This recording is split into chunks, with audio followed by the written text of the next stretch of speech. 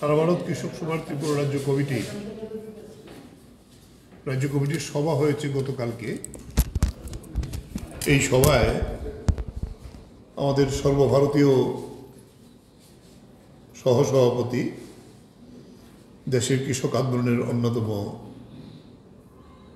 নেতৃত্ব, প্রাক্তন সাংসদ আমরারাম আরি, প্রাক্তন সাংসদ হান্নান মোল্লা, তিনি এর আগের দিন এবং কালকে উপস্থিত ছিলেন। আজকে তিনি চলে যাবেন। এখানে উপস্থিত আছেন আমাদের সভাপতি অঘোর দেববর্মা এবং আমাদের আরেকজন সম্পাদক মণ্ডলের সদস্য বাবুল দেবনাথ। আমরা কালকের মিটিংয়ের যে বিষয়বস্তু আপনাদের জানানোর জন্যই আজকে আমাদের এই সাংবাদিক সম্মেলন। আমাদের সম্প্রতি কেন্দ্রীয় কমিটিরও সভা হয়েছে। সেই সভার বিষয়বস্তু সহ হান্নানুল্লাহ তিনি বিস্তৃতভাবে বলবেন। আমি রাজ্যের বিষয়গুলো একটু সংক্ষেপে আপনাদের বলে দিচ্ছি। আপনারা জানেন যে এই সময়েতে প্রণয়নকরী যে বন্যা হয়ে গেল শরণাতীতকালে, তাতে 20 জন প্রাণ গেছে আগে। আমরা দুঃখিত যে আমাদের আরেকজন কর্মী গতকাল প্রয়াত হয়েছেন, যে সোনামুড়ার বেজিমারার একজন সাহসী যুবক জহিরুদ্দিন, 35 বছর বয়স। সে বেজিমারা এলাকায় আমরা এদিন গিয়েছিলাম, আমাদের টিম যখন গিয়েছিল, আমরারাম এবং কৃষ্ণপ্রসাদ সহ আমাদের সাথে সারাক্ষণ ছিলেন। তাকে একটা অজানা পোকা কামড় দিয়েছে, সে ব্যথা অনুভব করছিলেন। এটার বিষাক্তই, সে ব্যাপারটা খেয়াল করেনি, পরে হাসপাতালে ভর্তি হয়েছে। গতকালকে সে প্রয়াত হয়েছে। আমরা অত্যন্ত দুঃখিত, আমরা দুঃখ প্রকাশ করছি তার প্রয়াণে। যে বিষয়টা আমরা এই বন্যার পরেই প্রথম চিফ সেক্রেটারির কাছে আমরা তুলে ধরি, আমাদের 14 দফা দাবি ছিল বিষয়গুলো নিয়ে, কিন্তু দেখা যায় তিনি স্বীকার করেছিলেন, আমরা যথার্থভাবে তুলে ধরেছেন। এরপর আমরা এটা আমাদের কেন্দ্রীয় কমিটিতে জানাই। কেন্দ্রীয় কমিটি দ্রুততার সঙ্গে ত্রিপুরার অবস্থা পর্যবেক্ষণ করার জন্য আমাদের সহসভাপতি আমরারাম এমপি এবং আমাদের অর্থ সচিব প্রি কৃষ্ণপ্রসাদ এবং আমাদের রাজ্যের টিম সহ আমরা এই সোনামুড়া মহকুমার 3টি জায়গা, নলছর, মেলাঘর এবং সোনামুড়া বেজিমারা, বিলোনিয়া মহকুমার সবচেয়ে ক্ষতিগ্রস্ত যে এলাকাগুলো আমরা যাই, এবং একটি সীমান্ত গ্রাম যেখানে সংখ্যালঘু মানুষ বেশি, 300 পরিবার, তারা প্রায় পুরোটাই জলমগ্ন ছিল। আমজাদনগর, এটা আমরা যাই, দেখি। এরপরে আমরা যাই সেখানে শান্তিরবাজার মহকুমার সবচেয়ে ক্ষতিগ্রস্ত যে এলাকা মহরিপুর। এরপরে তারা চলে যান, ওই দিন রাত্রেবেলাই কাজ ছিল, যে আমরা আমাদের রাজ্য টিমের পক্ষ থেকে আমরা উদয়পুর, তারপরে অমরপুর, সাব্রম, এই বন্যা দুর্গত এলাকাগুলো একেবারে সরজমিনে গিয়ে মাঠে কৃষকদের সঙ্গে কথা বলি। তার অভিজ্ঞতা কালকে আমরা আমাদের রাজ্য কমিটির মিটিংয়েও আমাদের প্রতিনিধিরা আলোচনায় অংশ নিয়েছেন। এই বিষয়গুলো আমরা বিস্তৃত নিয়েছি। তার ভিত্তিতে আমরা আমাদের রাজ্য কমিটি থেকে টোটাল পরিস্থিতি নিয়ে, সামগ্রিক পরিস্থিতি নিয়ে 12 দফা দাবি, এটা আপনাদের কাছে আজকে বলা হবে। আমরা যেটা দেখেছি তাতে যে ক্ষতি আমাদের হয়েছে মাঠের পরে, এই গোটা আমাদের রিপোর্ট হয়েছে 90% ফসল সবটাই নষ্ট হয়ে গেছে। জমিতে এইভাবে পলি পড়েছে, বালি পড়েছে এবং বিভিন্ন গার্বেজ, তাতে এই জমি পুনরুদ্ধার না করলে আবার ফসল করা যাবে না। পুকুর, বন্যা দুর্গত এলাকায় পুকুর, লেক যা আছে কিচ্ছু নেই, সমস্ত মাছ চলে গেছে। কালকে আমাদের মিটিংয়ে রিপোর্ট হয়েছে শুধু অমরপুর সাব ডিভিশনে 300-র উপরে গরু বন্যায় ভাসিয়ে নিয়ে গেছে, 580টি ছাগল নিয়ে গেছে বন্যায় ভাসিয়ে। পোলট্রি প্রায় 3 থেকে 4 হাজার পোলট্রি যে মুরগি ছিল তা ভাসিয়ে নিয়ে গেছে, হাঁস চিহ্নও নেই। পানীয় জলের সংকট দেখা দিয়েছে, আমরা ভিজিট করেছি। বলছে অনেকেই ত্রাণ নিয়ে যাচ্ছেন, বলছে আপনারা অন্য জিনিস না দেন, জলের বোতল দিয়ে যাবেন যাতে আমরা খেতে পারি। বামপুর, রাঙ্গামাটি এই জায়গাগুলিতে গিয়ে আমাদের কাছে বলেছে, এবং কিছু প্রতিনিধি যারা গিয়েছিলেন বিভিন্ন বেসরকারি সংস্থা, তাদেরকেও তারা এই দাবিগুলি করেছেন যে আপনারা অন্য জিনিস যাই দেন, জলখাবারটা নিয়ে আসেন। গরুর কোনো খাদ্য নেই। এটা ভয়াবহ পরিস্থিতি বিরাজ করছে। এখানে সংক্ষেপে যে কথাটা বলার, সরকার দেখছি ছবি ভালো করে তুলছে, কারা কারা ত্রাণ দিল, কি করলো, এবং এটা আবার বিভিন্ন খবরের কাগজে ভালো করে প্রচারও হচ্ছে। মুখ্যমন্ত্রী বন্যার সময়তে হেলিকপ্টারে করে কিছু জায়গা করেছিল। এরপরে কিন্তু আমরা না মন্ত্রিসভার সদস্যরা, না মুখ্যমন্ত্রী, না সরকারি দলের কোনো প্রতিনিধি, তারা কাউকে কিন্তু আমরা পাইনি। আমরা প্রথম দিন থেকে এই 19 তারিখে যে বন্যা হয়েছে তার থেকে আমরা কিন্তু মাঠে আছি, আমাদের স্থানীয় স্তরের কর্মীরা, এবং আমরা কেন্দ্রীয় রাজ্য সবাই আমরা গেছি। এবং আমরা বলবো সরকারি ত্রাণের চেয়ে বিভিন্ন বেসরকারি সংস্থা ব্যক্তিগতভাবে প্রচুর মানুষ ঝাঁপিয়ে পড়েছেন। এটা নতুন দেখা ত্রিপুরায়, এত মানুষ। আমি দেখলাম আমাদের সাংবাদিক বন্ধুরা কয়েকজন মিলে ত্রাণ সংগ্রহ করেছিলেন উমাকান্ত মাঠে, আমাকে রিপোর্ট করলো। ওই দিন রাত্রেবেলা বলেছিল যে 7-8 ট্রাক হবে, এখন বলছে 10 ট্রাকের উপরে মাল মানুষ এনে দিয়েছে, তারা এগুলো বিভিন্ন দুর্গত এলাকায় পৌঁছে দিয়েছেন। আপনারা জানবেন ভালো করে কোথায় সরকারের ত্রাণ, কোথায়। মুখ্যমন্ত্রী বিধানসভায় 500 কত কোটি টাকা দেবে বলেছে, এটা তো নমস্য। তাই আমরা ইমিডিয়েটলি দাবি করছি কেন্দ্রীয় সরকারকে, এটা আমাদের সাংসদ যেদিন এসেছিলেন তিনিও বলেছেন, এটাকে জাতীয় বিপর্যয় ঘোষণা না হলে কেন্দ্রীয় সরকারের পক্ষেও এই ক্ষতি পূরণ করা সম্ভব হবে না। ইমিডিয়েটলি অন্তত 15,000 কোটি টাকা দিতে হবে ত্রিপুরার কৃষিকে পুনর্গঠন করা, এটাকে পুনর্গঠন করা। বাড়ির পরে বাড়ি, এক বাড়িতে কোনো ঘর নেই, এরকম অনেক ঘর গিয়ে দেখে এসেছি। তারা কোথায় থাকবে? এরকম প্রায় এখন প্রথম ছিল 3,500, এখন 5,000-এর উপরে বাড়ি, এরকম ইনফরমেশন আমাদের কাছে আসছে, যেগুলো একেবারেই ধ্বংস হয়েছে। উপজাতি এলাকায় জল যায়নি, কিন্তু ধসে এই যে 32 জন মারা গেছে, 22 জন মারা গেছে শুধু ধসে। এখনও এই ধসে মানুষ পড়ছে। ওই দিন আমরা গেলাম সাবরুমের একটা জায়গায়, সেখানে গিয়ে দেখলো 25টি পরিবার। এই পরিবারগুলি এখানে থাকতে পারবে না, যদি রাত্রেবেলা হতো এখানেও মারা যেত। কিন্তু সরকারের তো কোনো প্রতিনিধি কোনো জায়গায় আমরাও পাইনি। আমাদের যে 8টি জেলার আমাদের সম্পাদকরা কালকে রিপোর্ট করেছেন, কোনো জায়গায় সরকারের কোনো ত্রাণ সাহায্য, একটা রিপোর্ট তারা পাঠাচ্ছেন, ঘরে বসে বসে অফিসাররা রিপোর্ট তৈরি করছেন। সরজমিনে কোনো তদন্ত নেই, সরজমিনে কোনো সার্ভে নেই, তাহলে কি করে বুঝবে? তাই এই নিয়ে আমরা এই দাবি সম্মত উপস্থাপিত করছি আপনাদের মারফতে রাজ্যের মানুষের কাছে। এবং আমরা ঠিক করেছি কালকার মিটিং থেকে সেপ্টেম্বর মাসের 20 তারিখ থেকে 30 তারিখ রাজ্যের 23টি সাব ডিভিশনে, তার মধ্যে 8টি জেলা আছে, আমরা কৃষক সভা, আমরা ক্ষেত মজুরের সঙ্গে কথা বলবো, জিএমপির সঙ্গে কথা বলবো, কৃষক সংগঠনগুলিকে মিলিয়ে আমরা সর্বত্র এই 12 দফা দাবিতে বিক্ষোভ করব, প্রচার আন্দোলনে যাব। এবং আগরতলা আমরা চেষ্টা করছি একটা বড় জমায়েত শেষ দিকে করার জন্য, পুজোর আগে, যাতে করে আমরা সরকারকে বাধ্য করাতে পারি এটা করার জন্য। কেন্দ্রীয় সরকার দায়িত্ব না নিলে ত্রিপুরা সরকারের যে বাজেট এটা সম্ভব না। আমরা বারবার সরকারকে সহযোগিতা করার জন্য আমরা করতে চাই, কিন্তু সরকারের সর্বদলীয় মিটিং হয়েছে, এই মিটিংয়ের পরে তো কারোর সঙ্গে কোনো যোগাযোগ নেই।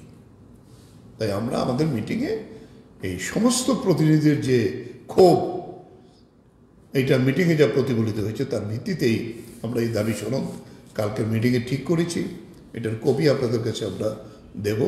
আমাদের আমরারামজি সেখানে এই আমাদের প্রতিনিধি দলের পক্ষ থেকে ভারতবর্ষের প্রধানমন্ত্রীকে ত্রিপুরার এই পরিস্থিতি নিয়ে চিঠি দিয়েছেন, কিন্তু এখন পর্যন্ত কোনো উত্তর নেই। আরেকটা জিনিস জানাবো, শুধু ভিজিট না, আমরা ধন্যবাদ জানাবো আমাদের কেন্দ্রীয় কমিটিকে, সহজ সরলে আমাদের ত্রিপুরার পাশে দাঁড়িয়েছেন। তারা গত পরশুদিন আমাদের রাজ্যের বন্যার জন্য প্রাথমিকভাবে আমাদের কেন্দ্রীয় কমিটি 5 লক্ষ টাকা আমাদের রাজ্যকে, মানুষকে কীভাবে আমরা সাহায্য করতে পারি এটা দেখার জন্য, এবং দেশের অন্যান্য রাজ্য কমিটিগুলিকেও বলেছেন তারা, ত্রিপুরার আমাদের ব্যাংকের নাম্বার আমরা পাঠিয়ে দিয়েছি, যে তারাও যাতে সাহায্য এগিয়ে দেন, যে আমরা আমাদের এই ক্ষুদ্র সাহায্য নিয়েও আমরা মানুষের কাছে যাব, কিন্তু এটাতে কিচ্ছুই হবে না যদি কেন্দ্রীয় সরকার এবং রাজ্য সরকার সেই পুরোপুরি ব্যবস্থা গ্রহণ না করে। এই সিদ্ধান্ত আমরা নিয়েছি, আমরা অপেক্ষা করব এই কটা দিন, এরপরে আমরা সেপ্টেম্বরের 20 তারিখ থেকে 30 তারিখ লাগাতারভাবে সবগুলো সাব ডিভিশনে আমরা বিক্ষোভ মিছিল করব, অন্য সমস্ত সংগঠনগুলিকে সঙ্গে নিয়ে। এই হলো আমাদের মূল সিদ্ধান্ত। আর বাকি যা আছে আমাদের ভাইস প্রেসিডেন্ট হান্নান মোল্লা তিনি বলবেন আমাদের দেশের পরিস্থিতি এবং রাজ্যের এই পরিস্থিতি কেন্দ্রীয় কমিটির বক্তব্য।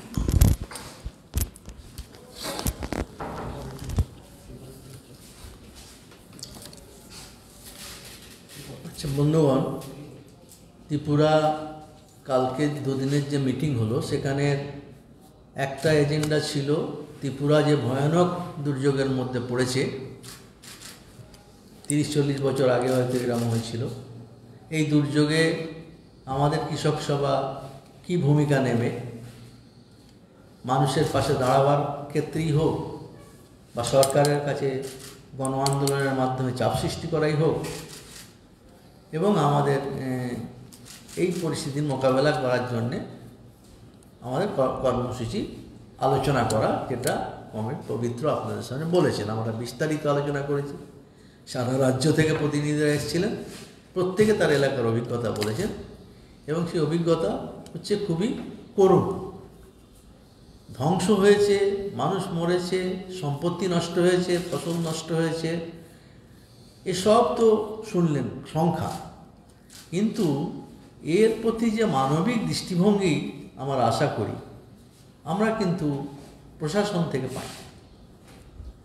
প্রশাসনের সবাই বলেছে প্রশাসনের কোনো লোককে দেখা যায়।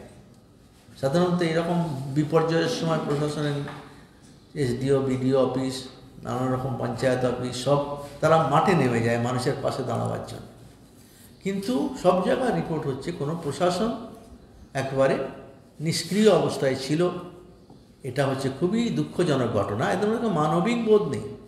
মানুষ যখন মরে এমনি মানুষ গিয়ে তার পাশে দাঁড়ায়, আর প্রশাসনের দায়িত্ব হচ্ছে তাকে বাঁচানো, সেই প্রশাসন দাঁড়ায়।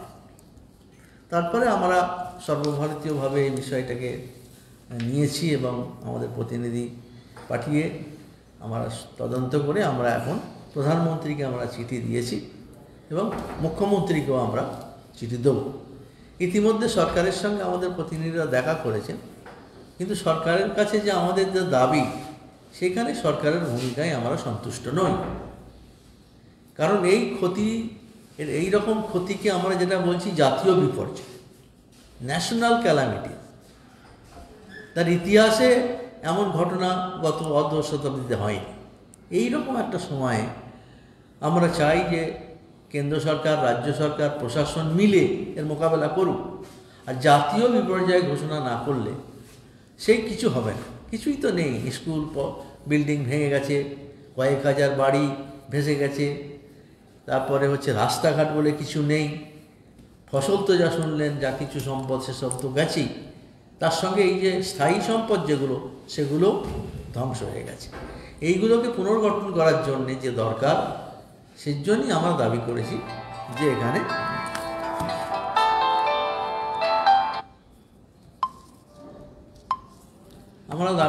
সেই জন্যে যে এখানে প্রশাসনিক ক্ষেত্রে একটা সহযোগিতা দরকার কেন্দ্র এবং রাজ্য সরকার। আমরা দাবি করেছি যে দিল্লির কাছে একে ন্যাশনাল ক্যালামিটি ঘোষণা করে। কিন্তু দুর্ভাগ্য হচ্ছে ত্রিপুরার সরকার তারা ঘোষণা করতে রাজি না, জানি না কেন। মুখে বলছে ক্ষতির কথা, সব স্বীকার করছে আলোচনার সময়, কিন্তু রাষ্ট্রীয় আপদা ঘোষণা করার দাবি করছে না। একটা ডবল ইঞ্জিন সরকার, একটা ইঞ্জিন ডুবে গেছে আর একটা ইঞ্জিন তো তার পাশে দাঁড়াবে টেনে নিয়ে যাওয়ার জন্য। কিন্তু রাজ্য সরকারের এখানে জানি না কেন হয়তো ভয় পাচ্ছে, এ দাবি করলে হয়তো মুখ্যমন্ত্রীকে সরিয়ে দেবে, জানি না কি ভয়। মানুষ যখন চাইছে তার প্রতিনিধি হিসাবে রাজ্য সরকার কেন চাইবে না? জাতীয় বিপর্যয়ের কথা, 25,000 কোটি টাকা লোকসান হয়েছে, তাহলে সে টাকা কোত্থেকে রাজ্য সরকার দেবে? রাজ্য সরকার তো অত টাকা নেই। এবং এগুলো কেন্দ্রের কাছে দেওয়ার ব্যাপারে আমরা দাবি করেছি, আমরা চিঠি দিয়েছি, আমরাও এই দাবি দিল্লি সরকারের কাছে আরও চাপ সৃষ্টি করবে এবং রাজ্যে আমাদের কর্মীরা আন্দোলন করবে যাতে এই দাবি পূরণ হয়। এটা ছিল আমাদের একটা অন্যতম বিষয়, এটা আলোচনা। দ্বিতীয় হচ্ছে গিয়ে আমাদের কৃষক সভার সর্বভারতীয় কাউন্সিল মিটিং হয়েছে, জয়পুরে গত মাসে হয়েছে, এবং সেখানে আমরা বিস্তারিত আলোচনা করেছি দেশের পরিস্থিতি, দুনিয়ার পরিস্থিতি, রাজ্যগুলোর পরিস্থিতি, সাংগঠনিক অবস্থা, বিস্তারিত আলোচনা করে আমরা কতগুলো সিদ্ধান্ত গ্রহণ করেছি। আমরা একটা জিনিস করেছি, নির্বাচনী পর্যালোচনা, যে ভারতবর্ষে যে ঐতিহাসিক কৃষক আন্দোলন হয়েছিল, সেই ঐতিহাসিক কৃষক আন্দোলনের ফলে মোদী সরকার যে কৃষক বিরোধী, শ্রমিক বিরোধী, মহিলা বিরোধী, আদিবাসী, শিডিউল কাস্ট বিরোধী, গরিব মানুষের যে দুশ্মন এবং বিশ্বাসঘাতক, এই বিষয়টাকে কৃষক আন্দোলন প্রতিষ্ঠিত করেছে। 10 বছরের শাসন হচ্ছে গিয়ে আজকে দ্বিতীয় শাসনের 3 মাস হলো। এখন এই শাসনে যে সমস্ত কথা মোদি বলতো সব ভুলে গেছে। সবকো বিকাশ এখন আর নেই, সমস্ত মানুষের ভালো করার প্রশ্ন এখন নেই। এখন সেই জন্যে মোদি সরকারের এই যে শাসন, গত দুটো টার্ম আর এই 3 মাস, সমস্ত অংশের মানুষ বিপন্ন। কৃষকরা বিপন্ন, কৃষকরা আন্দোলন করছে, ফসলের ন্যায্য দাম চাই, স্বামীনাথন কমিশনের সুপারিশ মতো, এবং ঋণ মুক্তি চাই। এই কৃষকরা আন্দোলন করছে। কিন্তু নরেন্দ্র মোদীরা আন্দোলনের সামনে দাঁড়িয়ে তো 3টে কালা কানুন প্রত্যাহার করেছিল, তখন লিখে দিয়েছিল আমাদের যে আমরা বাকি দাবি নিয়ে আলোচনা করব। 3 বছর হয়ে গেল, সরকারের কোনো দেখা নেই। আমরা বারবার দাবি করছি সরকারের কাছে, মিটিং করো, আলোচনা করো, কী হবে এমএসপি। কৃষক আত্মহত্যা বাড়ছে, এখনও 35 জন কৃষক প্রতিদিন আত্মহত্যা করছে দেনার জ্বালায়, ফসল নষ্ট হয়ে যাচ্ছে, তার ক্ষতিপূরণ নেই এই জন্য। কিন্তু এই সরকারের নীতি হচ্ছে কৃষক বিরোধী, তারা কৃষকের ভালো করবে না। আর গত নির্বাচনে যেহেতু কৃষকের কাছ থেকে একটা বড় থাপ্পড় খেয়েছে, সেখানে মোদি আরও কৃষকদের প্রতি বদলা নেবার চেষ্টা করছে। কারণ যেখানে মূল কৃষক আন্দোলন হয়েছিল 5টা রাজ্য, সেই রাজ্যের 38টা সিট বিজেপি দারুণভাবে এনেছে, এগুলো ব্যাপকভাবে জিতেছিল আগে।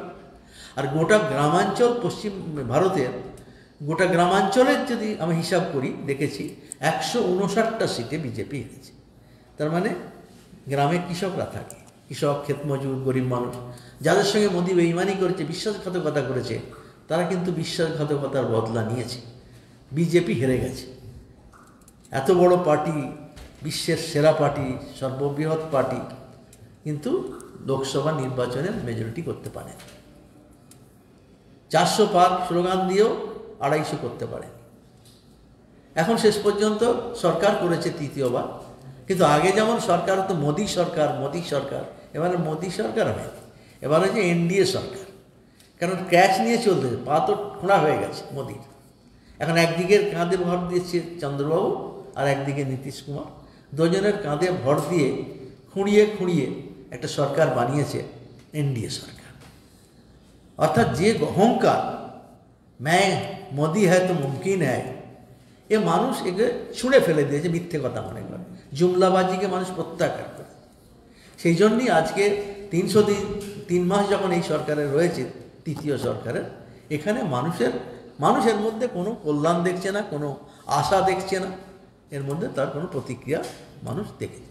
এই জন্যই আমরা ঠিক করেছি এই কৃষক বিরোধী সরকারের বিরুদ্ধে আমরা ব্যাপক আন্দোলন আবার শুরু করব। যেহেতু কথা দিয়েছি, লিখিত চিঠি দেওয়ার পর সরকার 3 বছর যদি কথা না বলে আমরা কি করতে পারি? আন্দোলন করা ছাড়া আমাদের সামনে কোনো রাস্তা নেই।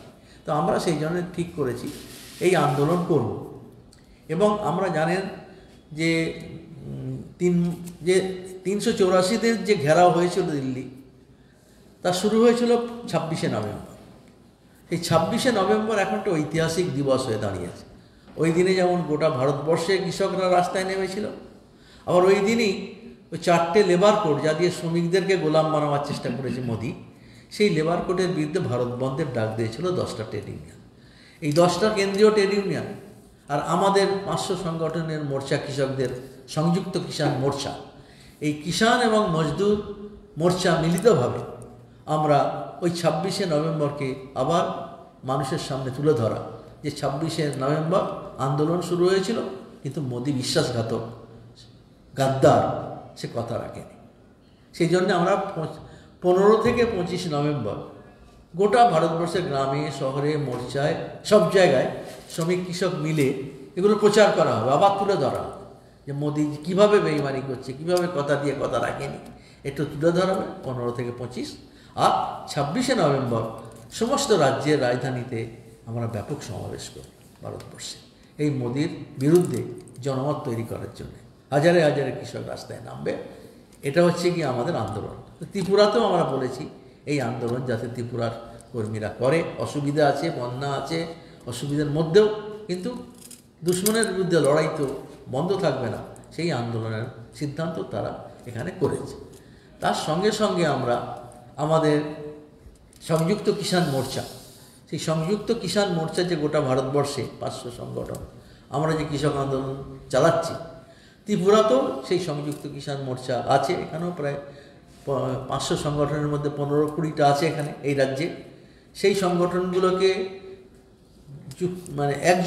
যুক্ত করে আমাদের কৃষক সভাকে আমরা নির্দেশ দিয়েছি, তারা যাতে তাদেরকে সংযুক্ত করে যুক্তভাবে একদিকে কৃষক সভা যেমন তারা আন্দোলন করবে, কৃষক সভা, ক্ষেত মজুর ইউনিয়ন এবং ট্রেড ইউনিয়ন CITU, তারা যেমন শ্রেণীগতভাবে গরিব মানুষের লড়াই চালাবে, পাশাপাশি সংযুক্ত মোর্চার যারা সাথী তাদের সঙ্গে নিয়ে সংযুক্ত মোর্চার কার্যকলাপও গোটা দেশে পরিচালনা করবে। এটাও হচ্ছে আমাদের কর্মসূচি। সেই কর্মসূচি এখানে নেওয়া হয়েছে।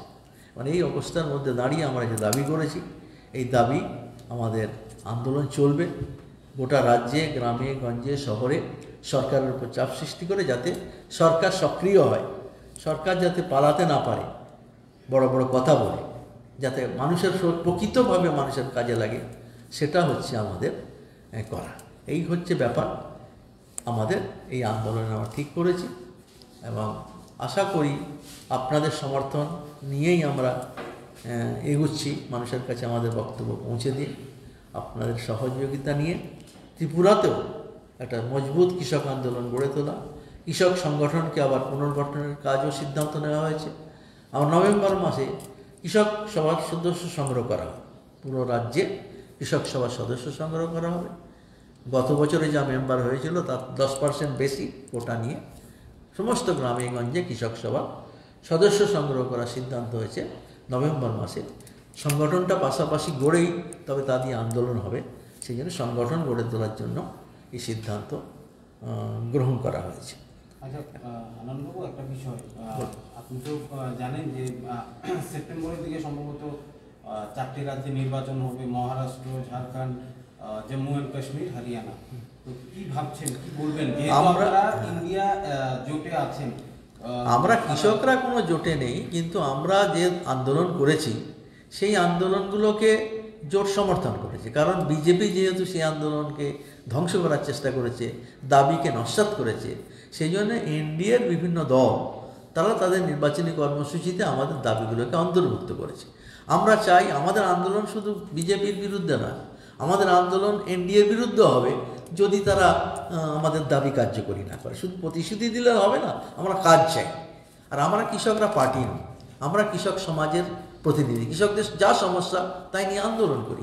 সেই জন্য আমরা বলেছি যে এই যেমন আগামী গত নির্বাচনে যেমন গোটা ভারতবর্ষের কৃষকরা যেমন মোদিকে একটা শিক্ষা দিয়েছে, আমরা এবারে বলেছি সেই স্লোগানই বজায় আছে। 4টে রাজ্যের যে নির্বাচন হবে, সেই 4টে রাজ্যে আমাদের কৃষক সংযুক্ত কিষাণ মোর্চার মিটিং হয়েছে, সেখান থেকে আমরা সিদ্ধান্ত করেছি। আর আগামী 17ই সেপ্টেম্বর চণ্ডীগড়ে আমাদের সংযুক্ত মোর্চার মিটিং হবে। আমরা এই 500 সংগঠন, আমরা একা কিছু সিদ্ধান্ত নিই না, সবাই মিটিং করেই গণতান্ত্রিকভাবে সিদ্ধান্ত হয়। তো 17ই সেপ্টেম্বর চণ্ডীগড়ে আমরা আরও এটা কংক্রিট করব। ইতিমধ্যেই আমরা যে 4টে রাজ্যে ভোট হবে, সেই রাজ্যের যে এসকেএমের মেম্বার 15, 20, 30 যা সংগঠন, তাদের রাজ্যভিত্তিক এসকেএম কনভেনশন করছি, এবং সেখান থেকে সেই রাজ্যের বিজেপিকে হারাবার যে স্লোগান, সেই স্লোগানকে কার্যকরী করার জন্যে আমরা নির্দেশ দিয়েছি। আমাদের কেন্দ্রীয় নেতারাও ওই 4টে রাজ্যে, এই রাজ্যের প্রচারে বিজেপিকে হারাবার যে স্লোগান, সেই নিয়ে তারা পৌঁছাবে, এটা আমাদের সিদ্ধান্ত আছে। সভাপতি একটু করিব না কয় লাইনে কইতে পারছি না,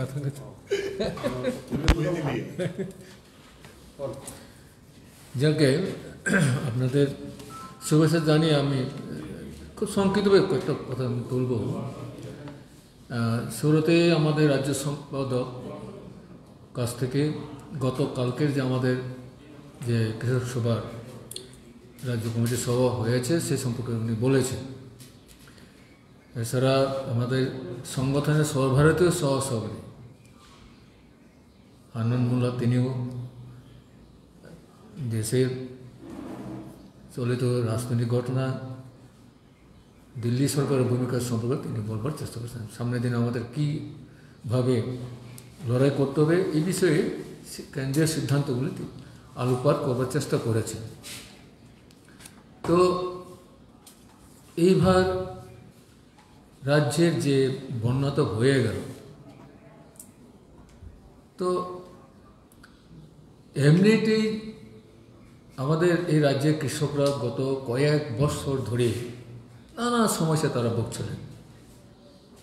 নিয়মিত চাষ করার সুযোগ তারা পাচ্ছে না, জল নেই, সার নেই, নানা কারণে কৃষকরা অনেকটা বাধ্যের হাত গুটিয়ে তারা একটা অভাবের, একটা দারিদ্রতার মধ্যে দিয়ে তারা জীবন কাটাচ্ছিল। এর মধ্যেও এই বন্যাটা ঘটে গেল, যদিও এটা প্রাকৃতিক বিপর্যয়, এ সময় কোনো সন্দেহ নেই। কিন্তু আমার মনে হয় সেখানে আমাদের রাজ্যের যে প্রশাসন, কারণ এই সময়টা আমাদের বৃষ্টি বাদল হয়, কখন বেশি হবে না হয় এটা হয়তো বলা সম্ভব না, কিন্তু বর্ষা সময় কোনো এক ঘটনা ঘটতে পারে, এই একটা সম্ভাবনা সেখানে থেকে যায়। কিন্তু দেখা গেল মনে হয় যে যদি বন্যা অতিরিক্ত হয়ে যায়, তাহলে বন্যা পীড়িত মানুষের পাশে দাঁড়ানোর জন্য আগে থেকেই তৈরি হওয়া, এই বিষয়ে বোধহয় অনেকটা তারা সেভাবে প্রস্তুত হইতো তারা ছিল না। ফলে যে ঘটনা তো আপনারা দেখলেন কি ভয়াবহ ঘটনা হয়ে গেল। তো এই জায়গায় দাঁড়িয়ে হাজার হাজার কৃষকরা তারা সর্বস্ব হয়ে গেল।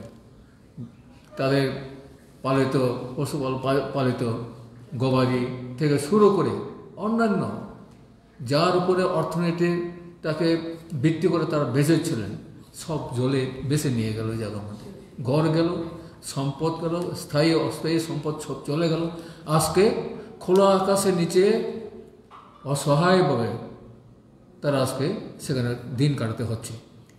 তো এই জায়গাও দেখা গেল, এই যে আপনারা শুনলেন, আমি তো মনে করি হান্নানরা বলেছেন যে মানবিকতার মুখ, এই জায়গায় মানবিকতার যে মুখটা, এটা প্রশাসনের সবচেয়ে দায়িত্ব নিয়ে এই মানে বিষয়টা দেখা উচিত ছিল। এই জায়গার মধ্যে দেখা গেলো, এই জায়গাও আমরা সেখানে দেখা গেলো বৈষম্য হচ্ছে, বন্টনের ক্ষেত্রে বৈষম্য হচ্ছে, অথবা পর্যাপ্ত পরিমাণে তাদের যে সাহায্য সুযোগ দেওয়া সেখানেও সেরকমভাবে করা হচ্ছে না।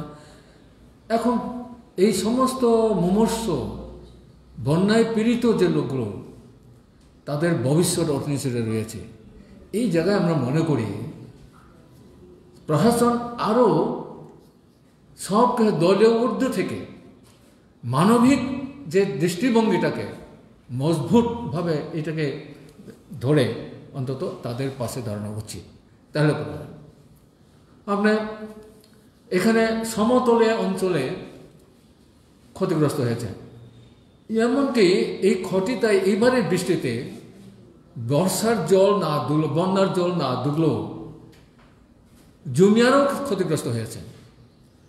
হয় জমি দোষে তাদের আবার চাষগুলি ভেঙে পড়েছে, অথবা বাড়িতে দশে ভেঙে পড়েছে, তারও ক্ষতি হয়েছে। এবং গন্ডাছড়ার মধ্যে এই দলপতি বা এই সমস্ত জায়গায়, উঁচু জায়গায়, এইসব জায়গায় দেখা গেল খবর নিয়ে দেখলাম সেখানেও মানে গলার উপরে জল সেখানে কেউ বয়ে গেছে এই এলাকার মধ্যে। ফলে অসংখ্য গবাদি উপজাতিদের মধ্যে এটা তারা এইগুলি তারা করতো, এগুলি সব মরে গেল অথবা জল বেসে গেল। মানে বলের বেসে মানে আর আসবে না, ফিরে আসবে না। তাহলে এই ক্ষেত্রে আমি আমার ধারণা হচ্ছে এই যে 15,000-এর যে তারা প্রাথমিক অ্যাসেসমেন্ট করলো বা তারা যে করলো, হিসাবটা করলো, ত্রিপুরার সমগ্র মানুষের যে এফেক্ট হয়েছে নানাভাবে করেছে, এগুলি হিসাবের মধ্যে এসছে কিনা আমার সন্দেহ আছে জায়গায়। সে হ্যাঁ, এইগুলো রিয়েলি অ্যাসেসমেন্ট করার প্রয়োজন আছে। সরকার কি করছে কি করবে না তো সরকারের উপর নির্ভর করবে, কিন্তু তারা যে এখন যেভাবে তাদের যে ট্রেনটা, তার মানে হচ্ছে এখন তো শুনছি যারা শরণার্থী শিবির আছে তারা বলছে তোমরা বাড়ি ফিরে যাও, বাড়িতে বাড়ি নাই, ঘর নাই। তারা যদি বলে যে তুমি ঘরে যাও, নাহলে এখানে আর খাওয়া দাওয়া হবে না, কোনো সাহায্য দেওয়া হবে না, এই যদি হয় তাহলে এই লোকগুলো যাবে কোথায়? ওরা তো আর বাংলাদেশে গিয়ে বাঁচবে না, ত্রিপুরায় থাকতে হবে। তো এদের দায়িত্বটা কে নেবে?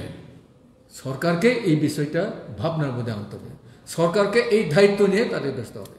এই জন্যে আমরা কৃষকরা, কৃষক সভা, কৃষকের তরফ থেকে আমরা এবার সতর্কতার সহিত এদের পাশে দাঁড়িয়ে আমরা লড়াই করতে চাই। এই জন্য আমাদের সম্পাদক বলেছেন যে সামনে যেমন লড়াই চলবে, এই রাজ্যের কৃষকদের সরকারি রাস্তায় নামতে বাধ্য করছে তাদের ভূমিকার জন্য। কাজে আমরা থেমে থাকবো না, সামনের দিনে বেঁচে থাকার প্রশ্নে আমাদের লড়াই থেকে আমরা যুদ্ধ করতে চাই। এই বক্তব্য আপনাদের মধ্যে সবার কাছে পৌঁছাতে আমরা চাই। এই হলো আমার কথা।